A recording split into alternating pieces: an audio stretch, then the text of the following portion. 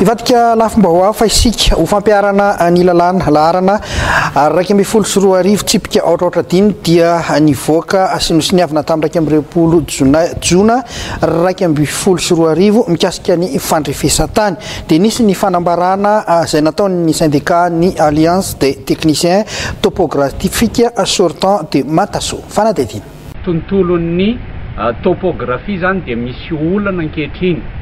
Anisan'izany ny fisian'ny lalàna 2011-005 izay lalàna mifeha ny géométre expert.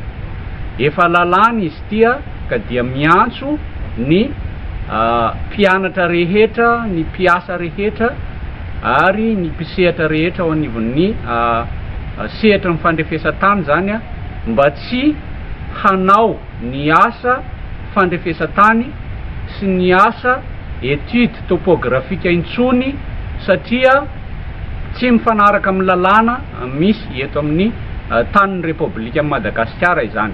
Ka rehefa tsy miaraka amin'ny géométre expert zany isika dia aza mandeha intsony fa maro ny namana izay efa nahazo olana goavana de goavana ny manoloana an'izany zavatra zany.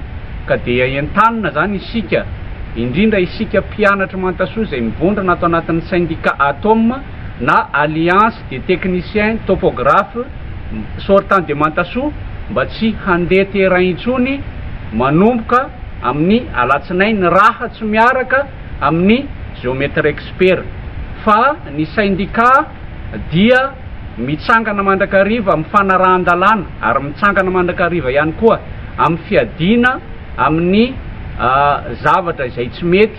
Ka dia lalàna izy ity ka anjarantsika ny manatanteraka sy manaraka azy amin'ny atsipiriany ary entanina ihany koa ny tompona andraikitra rehetra manomboka amin'ny chef de service mba tsy handefa ankizy raha tsy afaka ianao hanao ny asa sy hiatrika ny asa any.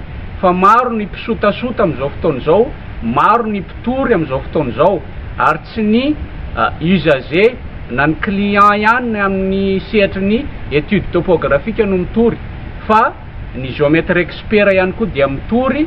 Ka dia entanina zany isika rehetra mba tsy hanatanteraka asa tsy atrian'ny géométre expert.